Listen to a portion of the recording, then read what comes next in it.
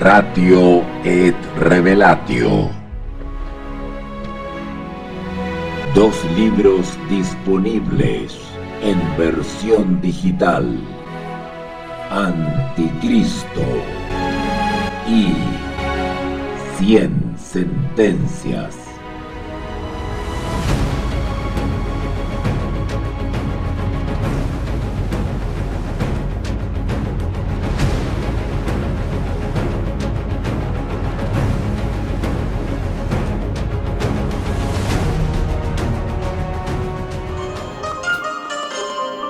Líderes en educación teológica online.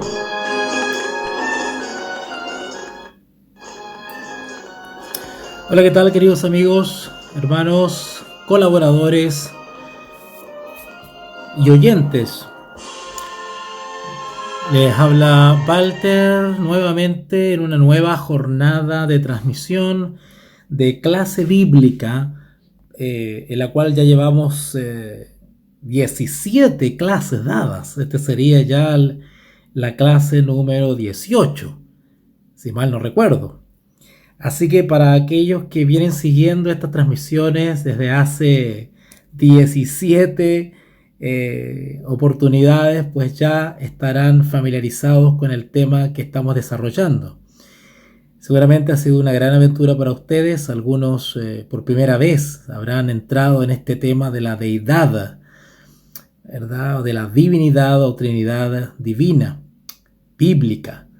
Y ha sido de gran bendición para muchas personas. Varios me han escrito dándome las gracias, felicitando, dando sus sugerencias, apoyando.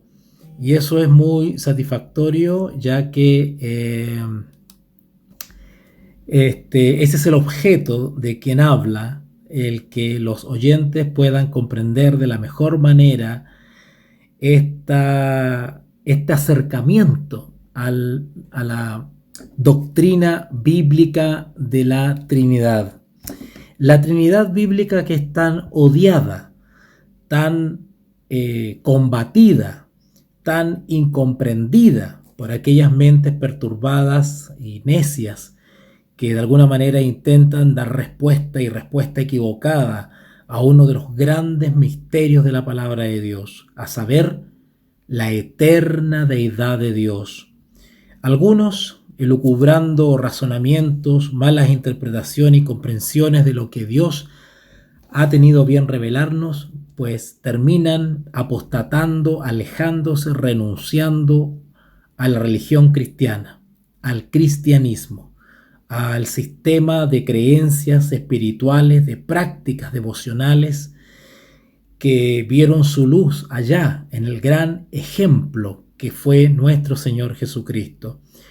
Y lo peor aún es que muchas de estas personas, si no todas aquellas que cuestionan y combaten y guerrean contra Dios, creen que son cristianas, en circunstancias que han abandonado el cristianismo por el solo hecho de tomar la decisión fanática de combatir las 3 personas de la deidad bíblica.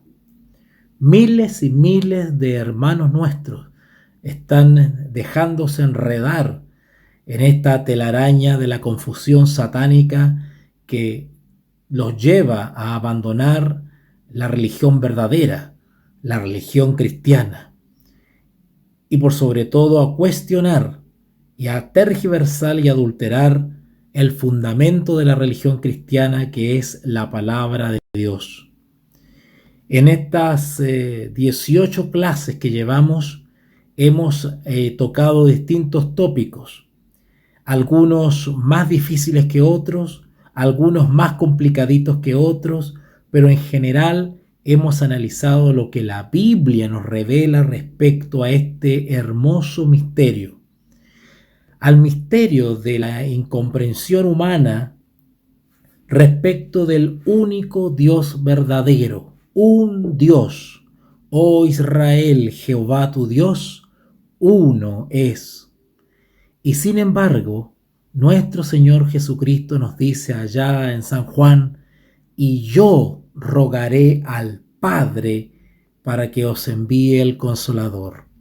3 personas que conforman esta deidad única, de naturaleza única y sin embargo también plural. ¿Cómo entender eso? ¿Cómo comprenderlo? No podemos entenderlo plenamente, sino que parcialmente.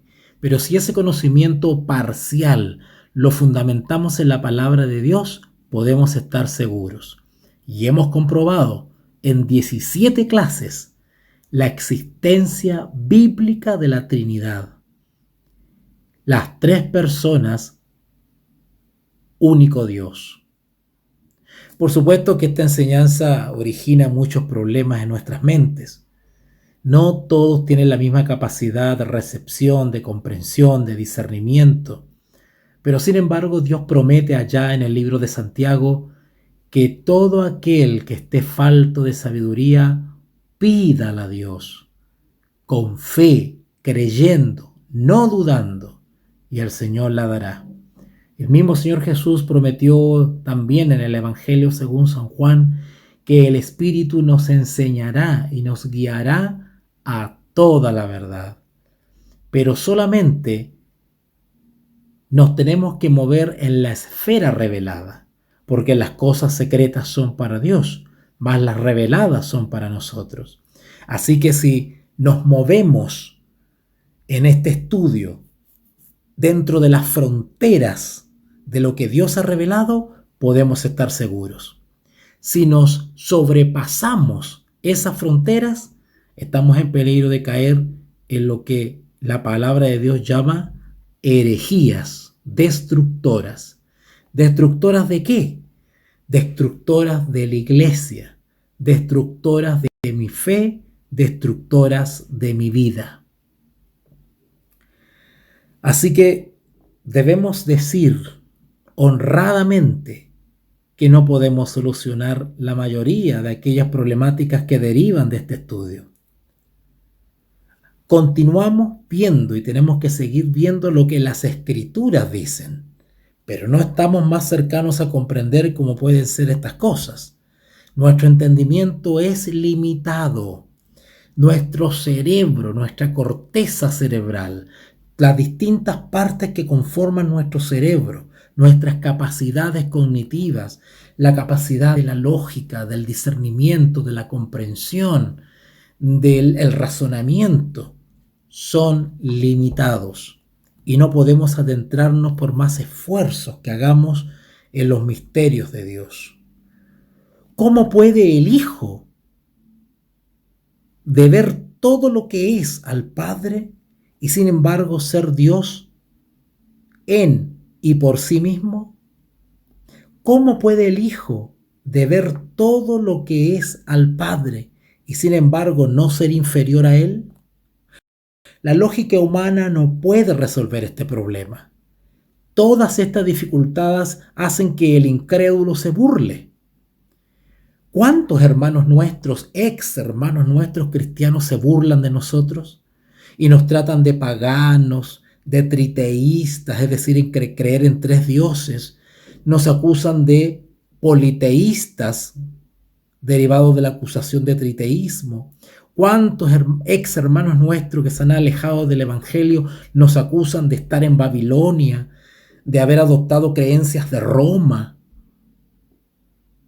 de que creemos herejías, en circunstancias que son ellos los que han caído en herejía, han bebido del vino de Babilonia y han dado la espalda a la religión de Cristo?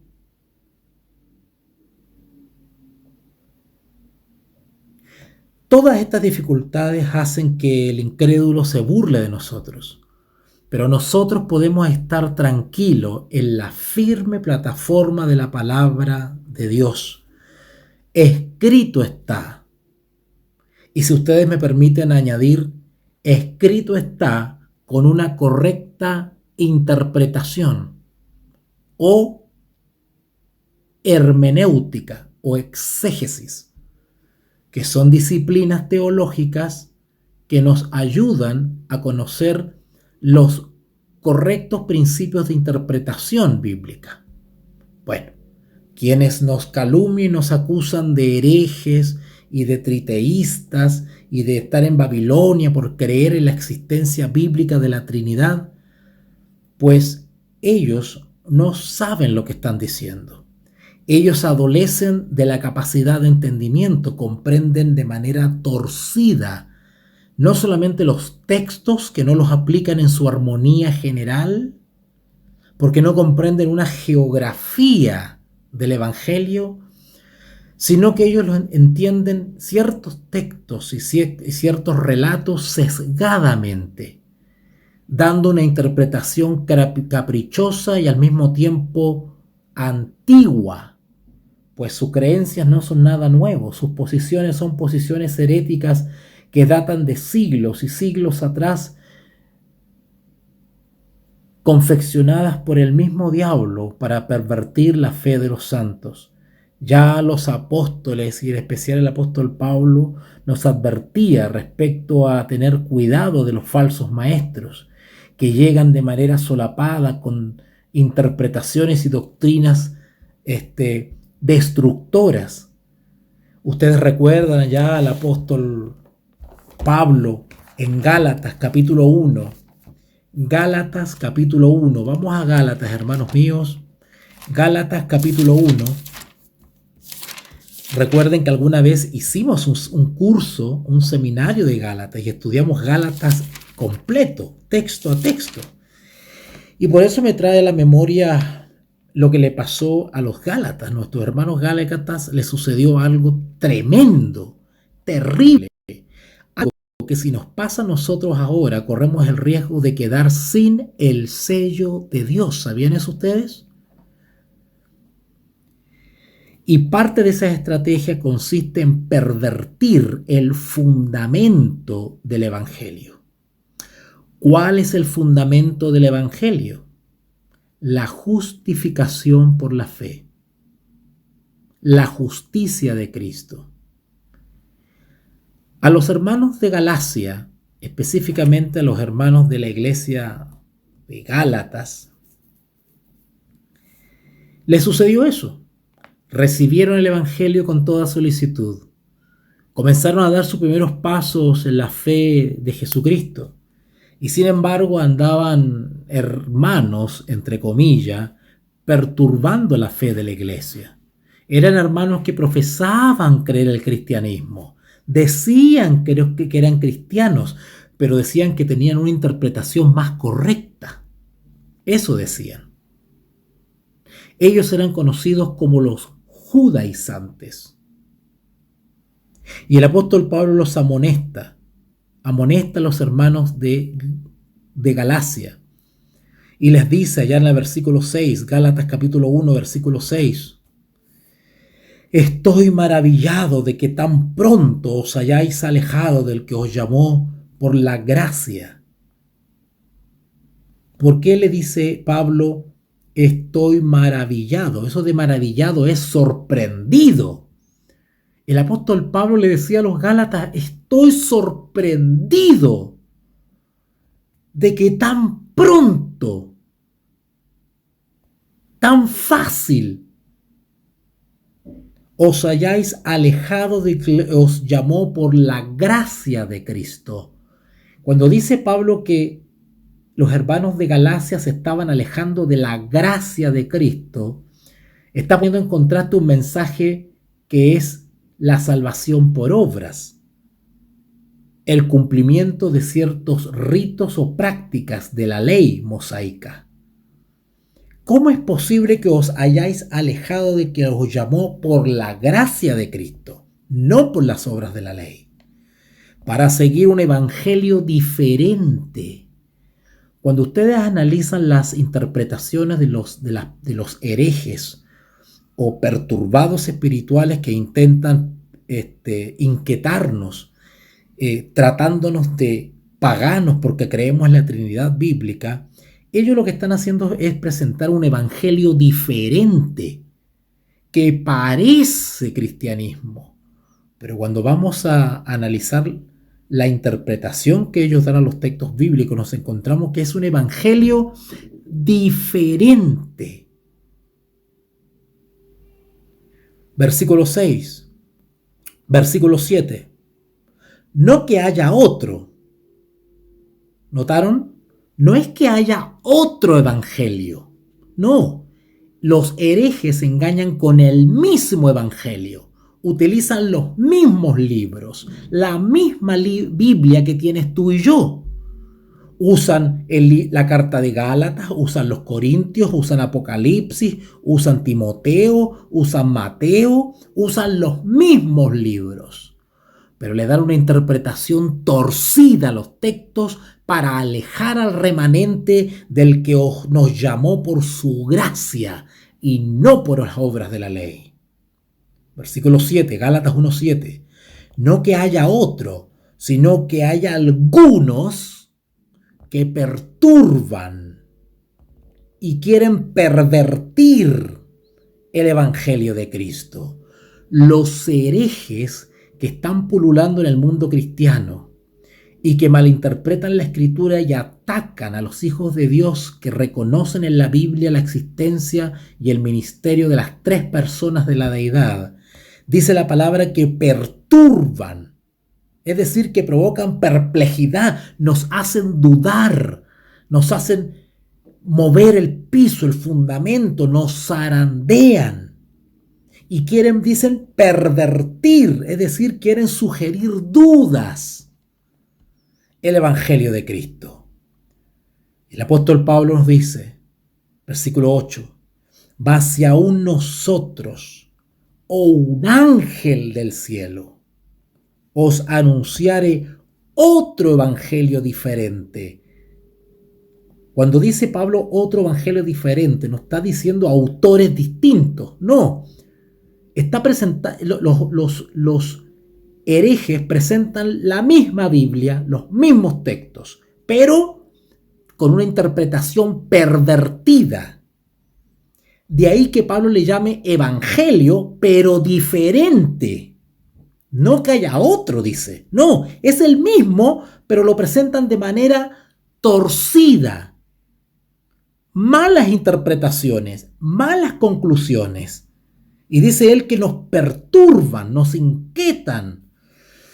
Ya he perdido la cuenta de cuántos hermanos y hermanitas me han llamado o me han escrito por el WhatsApp, perplejas, confundidas, ansiosas, alarmadas, y me cuentan de algún caso, de algún hermano que anda diciendo de que ya no hay que hablar en español, que ya no se dice Jesús, ahora hay que decir Yahshua. Yahshua, porque hay que hablar en el idioma original. Que nosotros estamos pervertidos porque usamos el español, ahora hay que usar el idioma bíblico. No, usted está en el paganismo, tiene que salir de Babilonia, porque usted cree en un Espíritu Santo que no existe, que no es ninguna persona, que no es ninguna tercera persona, porque son dos los integrantes o miembros de la deidad, no tres. Que la Biblia, cuando habla del Espíritu de Cristo, es Cristo mismo. No es un tercero distinto a Cristo y distinto al Padre. Y así nos perturban y nos confunden. Y nos hacen dudar y movernos de la plataforma. Versículo 8, Gálatas 1:8. Mas si aún nosotros, o un ángel del cielo os anunciare otro evangelio diferente del que os hemos anunciado, sea maldito. Sea maldito. Como antes hemos dicho, dice Pablo, también ahora lo repito. Si alguno os predica diferente evangelio del que habéis recibido, sea anatema, maldito.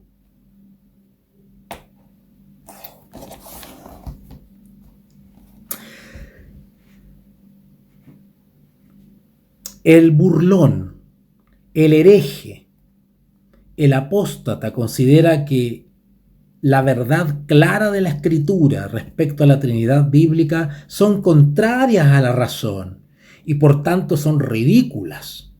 Para él son increíbles y las rechaza. Por el contrario, nosotros los creyentes y discípulos de Jesús vemos estas cosas claramente, descritas en toda la Escritura. Y nosotros no necesitamos comprender al dedillo o al pie de la letra este misterio que Dios no lo ha revelado en su totalidad, sino que aceptamos por la fe lo que la Escritura nos enseña. Nosotros procesamos estas verdades de manera distinta como lo hacen ellos. Así que en esta noche quiero analizar con ustedes algunos textos bíblicos para terminar este tema que habíamos empezado hace 2 temas atrás, donde hablábamos del Hijo de Dios, hablamos de su generación, que es desde la eternidad, que desde la eternidad el Señor Jesús es Hijo de Dios, unigénito, primogénito, Dios.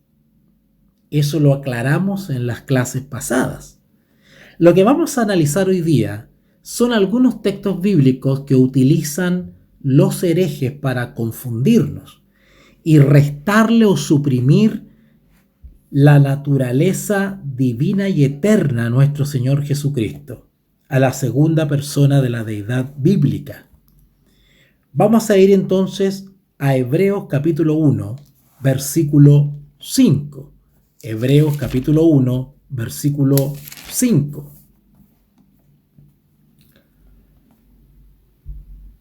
Por ejemplo, Hebreos 1:5 enseña las siguientes palabras. Dice así, que ya lo habíamos leído en clases pasadas, vamos a volver a repetirlo ahora. Porque ¿a cuál de los ángeles dijo Dios jamás, mi hijo eres tú? Yo te he engendrado hoy, y otra vez yo seré a él padre, y él me será a mí hijo. Notaron que el texto inspirado hace la diferencia entre el trato a los ángeles como seres creados y a nuestro Señor Jesús.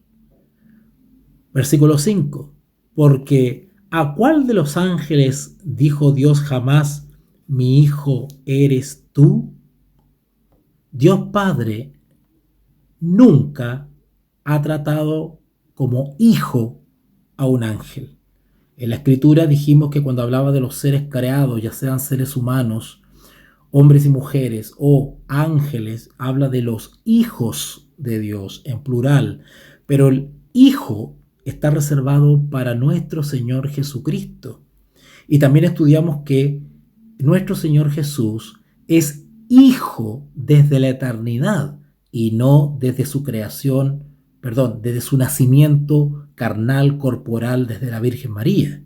Eso lo aclaramos ayer. Y eso es lo que vamos a profundizar un poquito hoy día nuevamente. Porque ese texto de Hebreos 1:5 está basado en el Salmo capítulo 2. Vamos para allá. Salmos capítulo 2. Lo que está haciendo Pablo ahí al citar en Hebreos 1:5 está citando en realidad Salmos 2:7. Salmo 2:7. Si ustedes lo buscan, voy a acomodarme un poquito aquí para tener todo a mano. Okay. Salmo 2:7 dice así: yo publicaré el decreto. Jehová me ha dicho,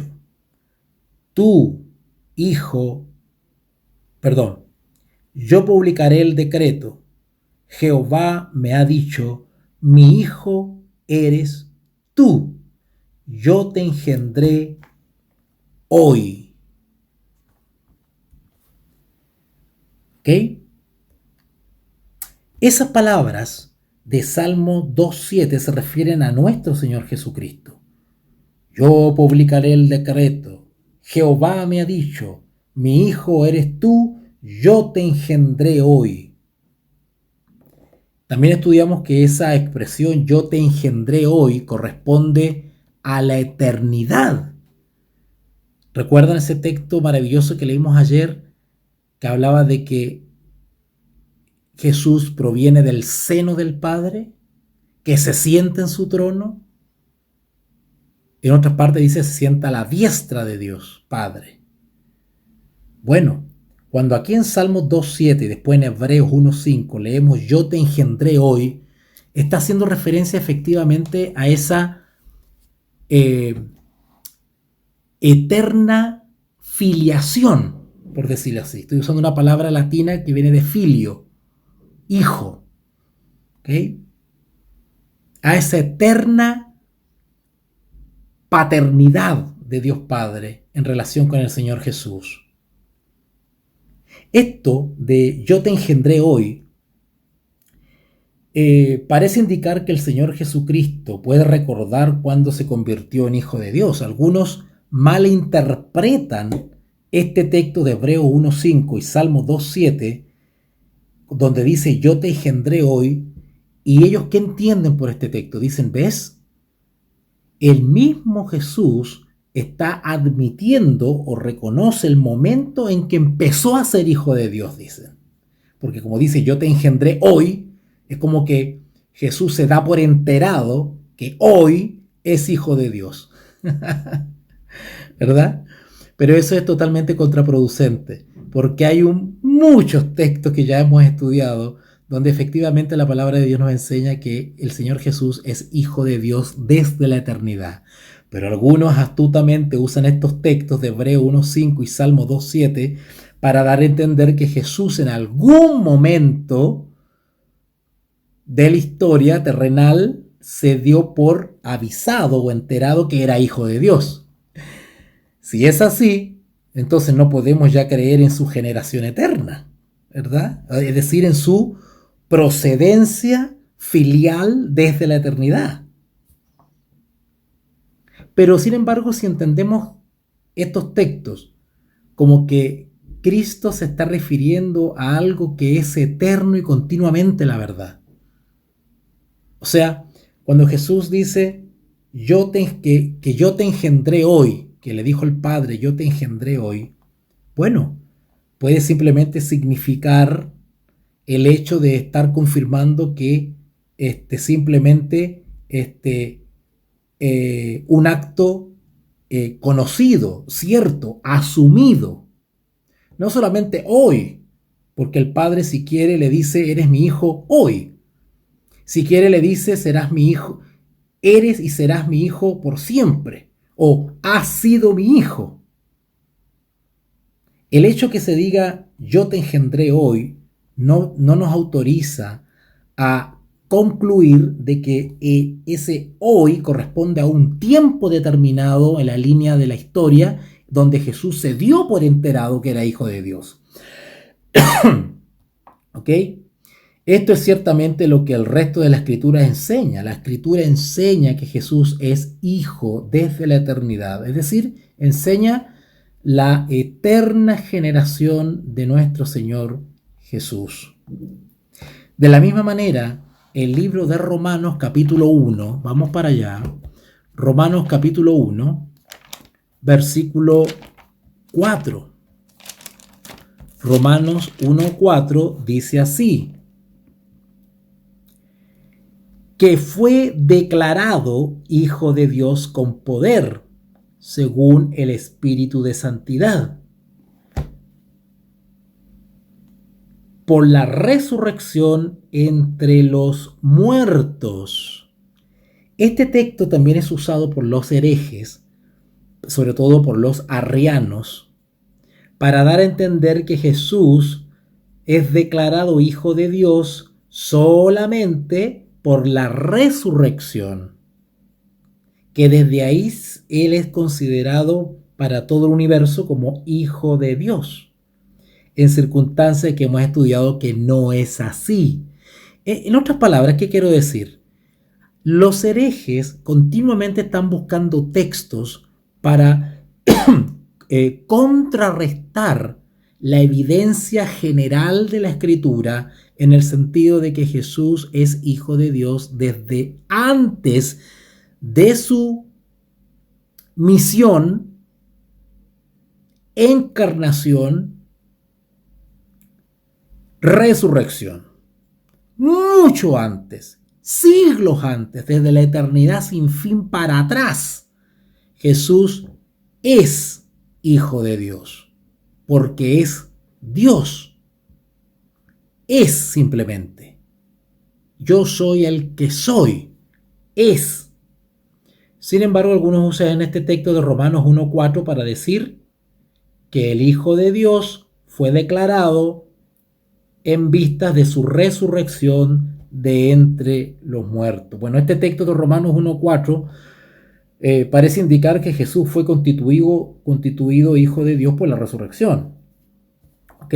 Ahora, eso es imposible. Es imposible que Pablo, que escribió Romanos, hubiese querido decir eso. Siendo que en otros textos, por ejemplo, Romanos 8:3, vamos a avanzar un poquito.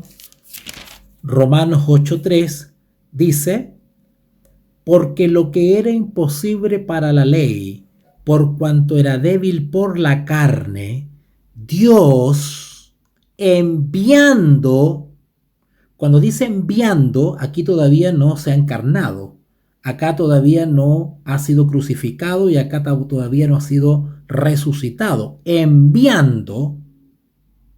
Perdone que me exprese de esta manera, pero lo hago de manera sencilla para que podamos comprender. Mientras está siendo enviado, por decirlo así, ¿verdad?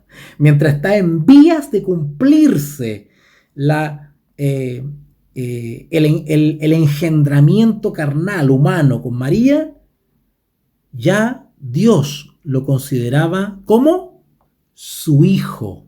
Lean el texto otra vez, Romanos 8:3. Porque lo que era imposible para la ley, por cuanto era débil por la carne, Dios. Quiero explicar este texto porque ya que estoy aquí, recuerden que también tenemos un seminario de Romanos, de varios temas también que he desarrollado y lo pueden encontrar en nuestros canales. Cuando aquí el texto de Romanos 8:3, aprovecho a explicar esto, cuando dice, porque lo que era imposible para la ley, ¿qué cosa era imposible para la ley? ¿Qué cosa era imposible para la ley en el contexto de la justificación por la fe?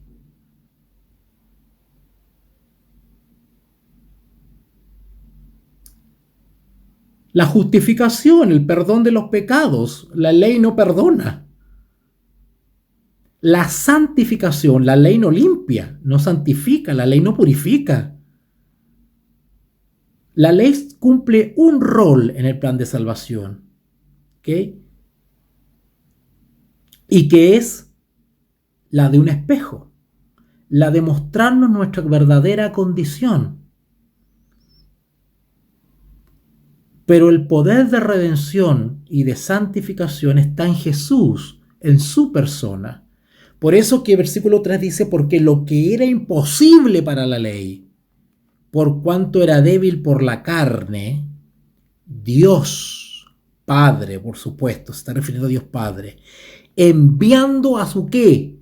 A su Hijo. Este versículo prueba que Jesús es y era y será Hijo desde la eternidad. Por eso que no podemos interpretar Romanos 1:4 como que el Señor Jesús con su resurrección se dio por enterado que era Hijo de Dios recién. No. ¿Ok? No. ¿Ok? Así que Romanos 8:3 nos demuestra esta verdad bíblica, que Jesús era el Hijo antes de venir en carne. Vuelvo a repetir, la Biblia nos enseña claramente, y lo confirmamos ahora en Romanos 8:3, que Jesús es el Hijo de Dios Padre antes de venir en la carne. También debemos recordar lo que dice Romanos 1.3. A ver, vamos para allá, porque leímos Romanos 1.4, pero no leímos Romanos 1.3. Si vamos a Romanos 1.3, dice, acerca de su Hijo, ¿cómo se considera Jesús? Hijo. ¿Hijo de quién? Del Padre. Acerca de su Hijo, nuestro Señor Jesucristo, que era del linaje de David según la carne. ¿Okay? Ahí está haciendo referencia a su procedencia, por decirlo de alguna manera, desde la carne, su nacimiento carnal, María. ¿Okay? Entonces la Escritura nos enseña sus dos naturalezas. Es hijo de Dios desde la eternidad, la eterna generación de Jesús, pero también nos habla de que es hijo en el sentido de terrenal. ¿Okay? Tenía esa naturaleza dual, humano-divina. ¿Okay?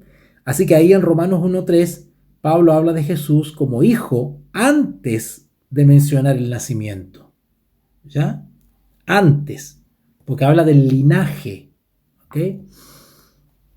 En cambio, en el versículo 4 de Romanos 1.4 está diciendo simplemente que la resurrección dejó clara su identidad eterna.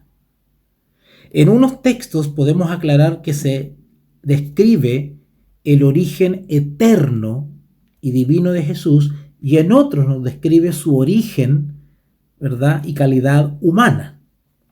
Por eso que es importante que comparemos textos.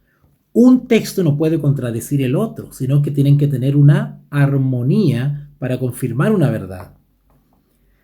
Si vamos al libro de Hechos, capítulo 13, y este es el último texto que vamos a estudiar, Hechos, capítulo 13,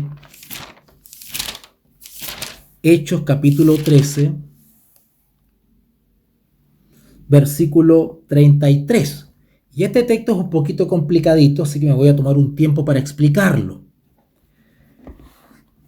Yo no le pido que ustedes aprendan de memoria estas explicaciones, pero creo que escucharlas les va a servir, porque cuando se enfrenten a discutidores o herejes que atacan a Dios y al Dios del Evangelio, seguramente les van a venir con argumentos parecidos a estos y tratando de ponerlos en duda, y ustedes seguramente se van a acordar de estas explicaciones, y eso a ustedes les va a dar seguridad, y el Espíritu Santo, como ha prometido Jesús, les recordará toda la verdad, ¿ya? Y les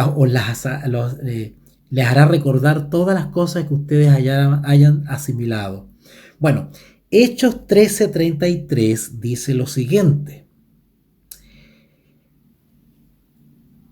Vamos a leerlo desde el 32. Hechos capítulo 13, versículo 32.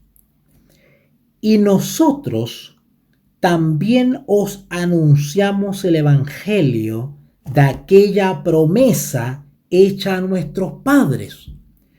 ¿Cuál fue la promesa hecha a los padres? Les pregunto yo a ustedes que me están escuchando.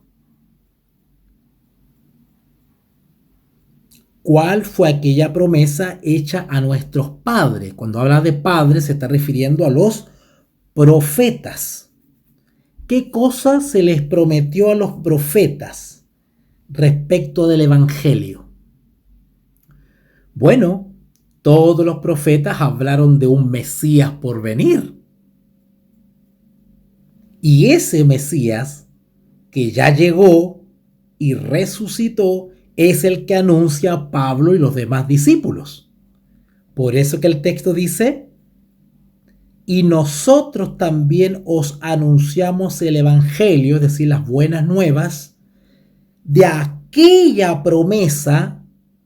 Promesa es algo que se promete, pero todavía no se cumple. Bueno, a los profetas se le hizo esa promesa de un Mesías, pero ya en los días de los apóstoles, pues vio cumplimiento esa promesa. Se cumplió. ¿Cómo?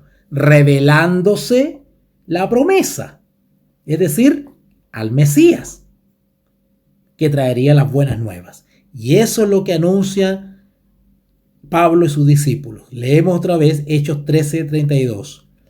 Y nosotros también os anunciamos el evangelio de aquella promesa, hecha a nuestros padres. Y ahora este es el versículo que me interesa analizar. La cual, o sea, la promesa, la cual Dios, el Padre, ha cumplido a los hijos de ellos. Notaron que aquí está en plural, hijos de ellos. ¿Quiénes son los hijos de ellos? Todos los descendientes de Israel. Todos los que tenían esta esperanza en el cumplimiento de esta promesa. Todos los que creían en esta promesa son hijos de la fe. Hijos de Israel. Todos ellos. Y a nosotros, es decir, los que alcanzamos la generación donde se cumplió la promesa. Y después hay una frase, una palabra que aquí se ha vuelto controvertida. Y acá me quiero detener y por favor pongan atención antes de terminar esta clase. Dice ahí, resucitando a Jesús. Bueno, como está escrito también en el Salmo 2, mi hijo eres tú, yo te he engendrado hoy. Y cita el Salmo 2.7, que analizamos en un comienzo, ¿verdad? ¿Se acuerdan del Salmo 2.7 que lo leímos? Ok. Bueno, acá en Hechos se cita el mismo Salmo para demostrar a los oyentes de que Pablo y los demás están anunciando a aquel que había sido prometido siglos atrás. Por lo tanto, los descendientes de los padres que recibieron esa promesa vieron cumplida la promesa. ¿En qué días? En los días de los apóstoles. Se manifestó en carne esa promesa del Mesías. ¿Ok? Y como prueba, Pablo dice, versículo 33, resucitando a Jesús. Resucitando a Jesús. Quiero decirles algo acá. En el idioma original, el griego, y en estos momentos, ustedes no me pueden ver porque no estamos transmitiendo con video, estamos solamente en audio. Pero si me pudiesen ver, en estos momentos tengo frente a mí un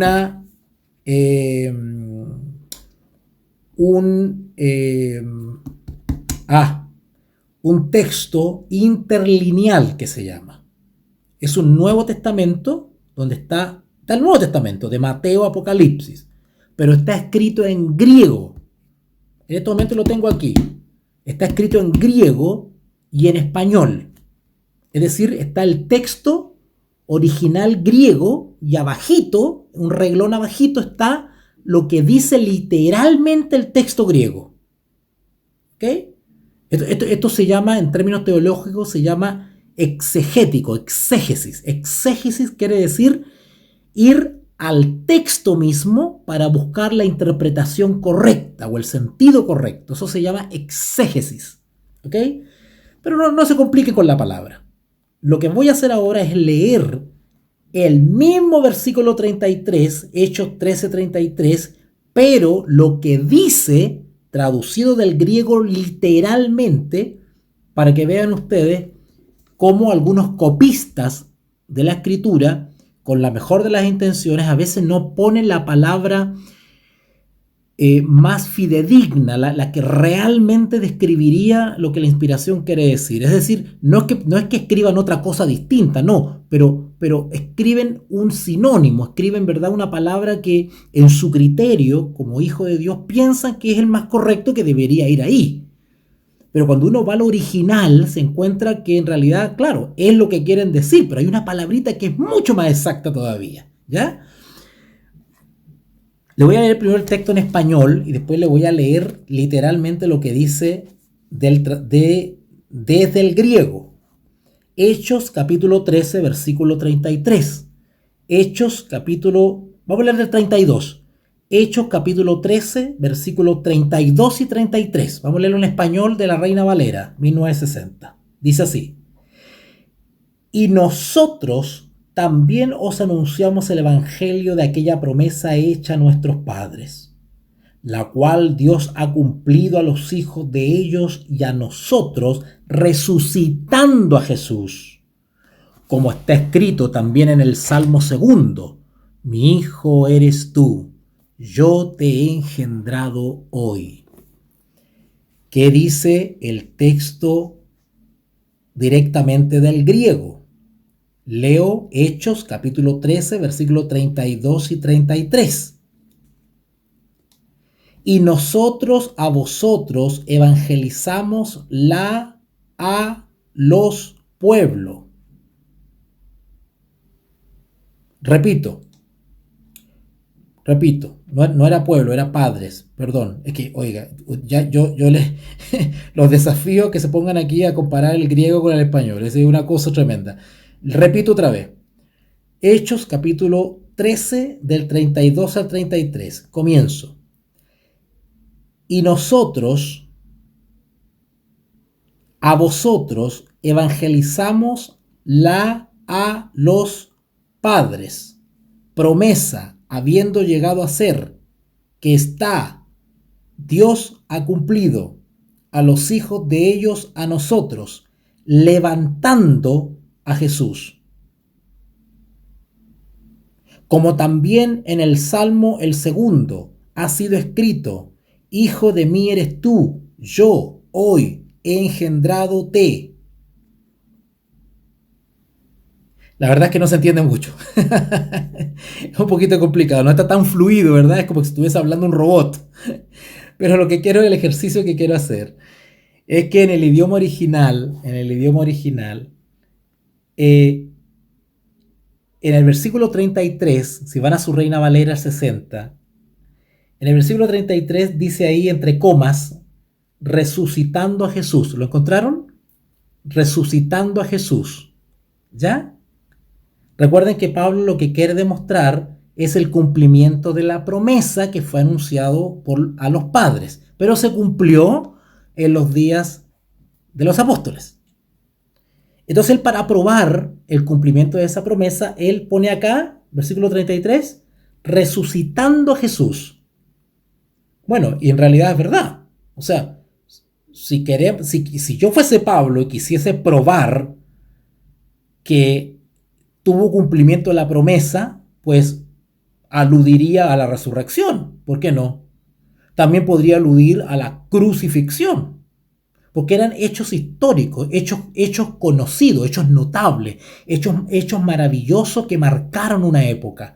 Por lo tanto, nadie podía negar eso. Todo el mundo sabía que había venido un tal Jesús, que tuvo una vida piadosa, que fue hombre santo, que anduvo haciendo bienes, fue un hombre que fue incomprendido, fue juzgado injustamente, que sus discípulos lo traicionaron, que lo dejaron solo, que hizo muchas maravillas y milagros, que andaba sanando a mucha gente, que predicaba parábolas, que daba sermones, que no tenía casa ni riquezas, que fue malentendido por los dirigentes religiosos, que fue azotado, que fue enfrentado a juicios injustos, que la gente prefirió a Barrabás más que a él, que fue condenado, que fue crucificado y que luego no se encontró en su tumba.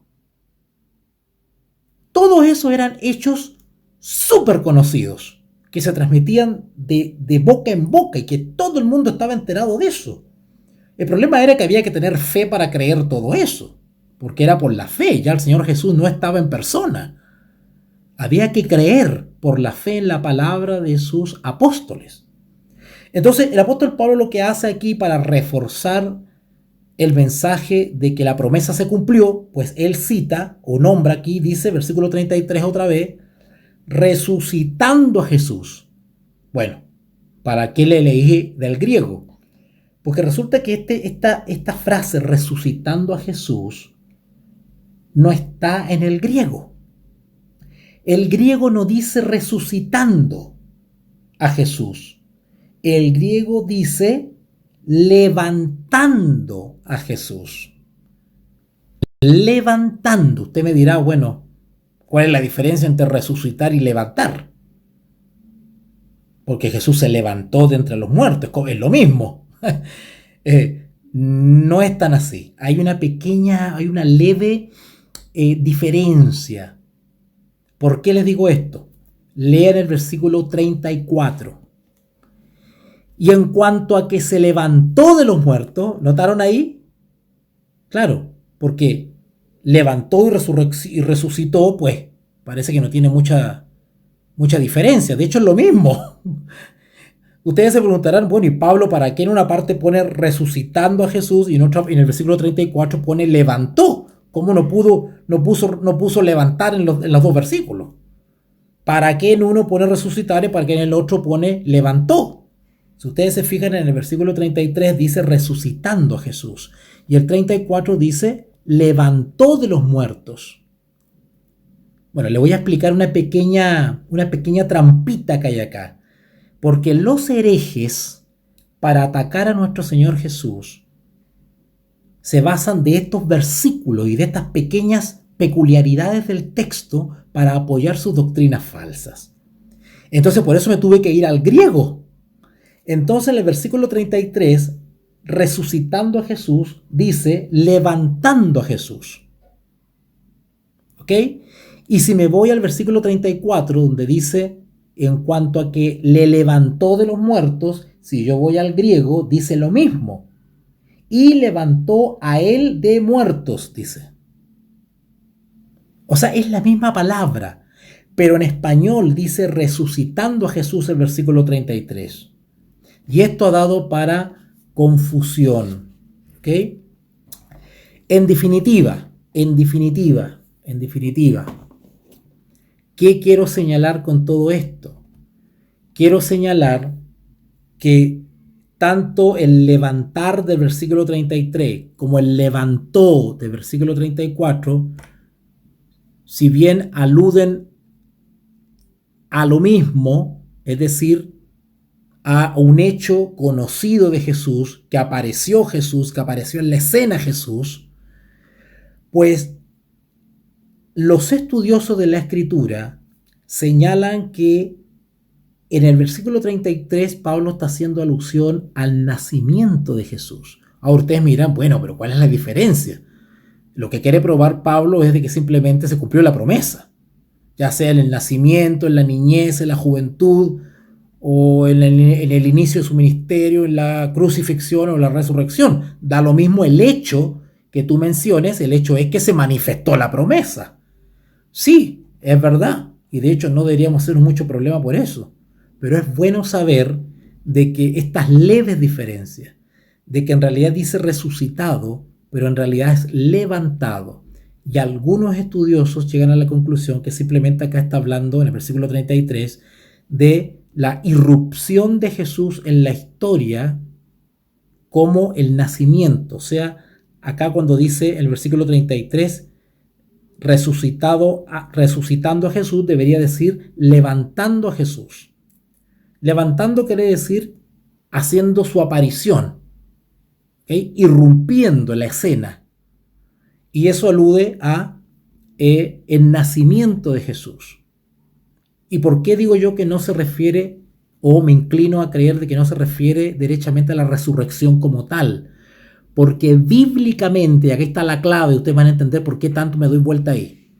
Porque bíblicamente, cuando las plumas inspiradas se quieren referir a la resurrección propiamente tal, siempre escriben levantó de los muertos, siempre el apellido de los muertos. Cuando usted el texto bíblico diga le levantó de los muertos, es que el texto está hablando íntegramente de la resurrección. Pero cuando el texto dice solamente levantó, como dice acá el versículo 33, dice resucitando a Jesús, que en realidad es levantando a Jesús.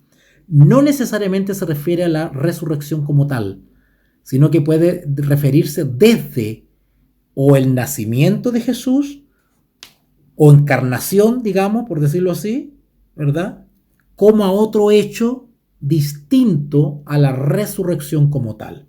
Usted me dirá, bueno, no es mucho, bueno, da lo mismo en realidad, no es como mucha la diferencia, pero es bueno saber estos detalles porque los herejes se toman de todos esos detallitos y nuestro desconocimiento tal vez del sentido de las palabras para poder dar a entender otra cosa, ¿ya?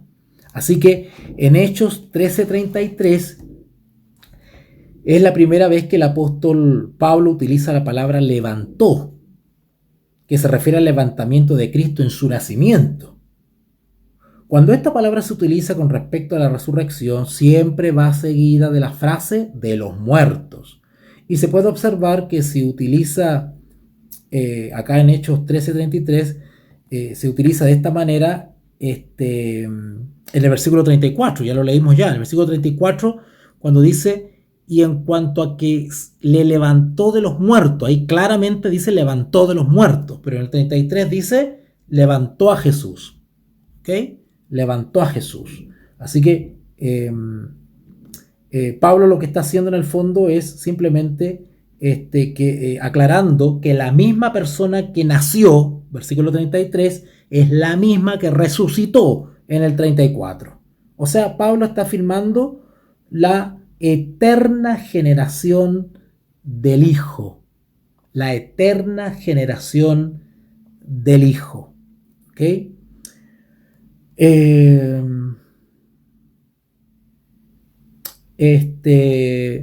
Vamos a dejarlo hasta acá.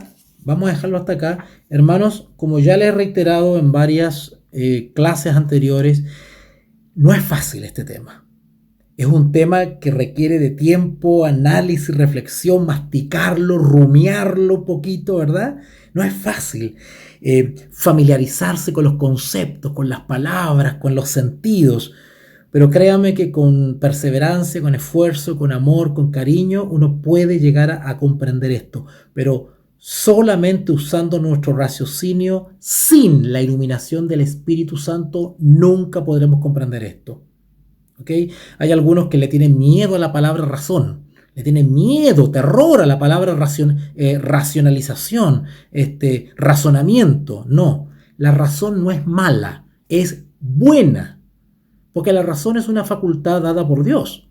El tema es que cuando la razón prescinde del espíritu, estamos en peligro. Estamos en peligro.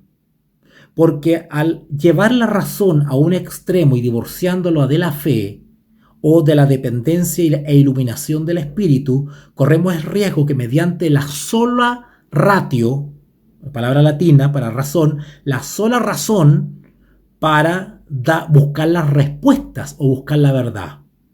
Y podemos caer en la especulación, que termina en escepticismo.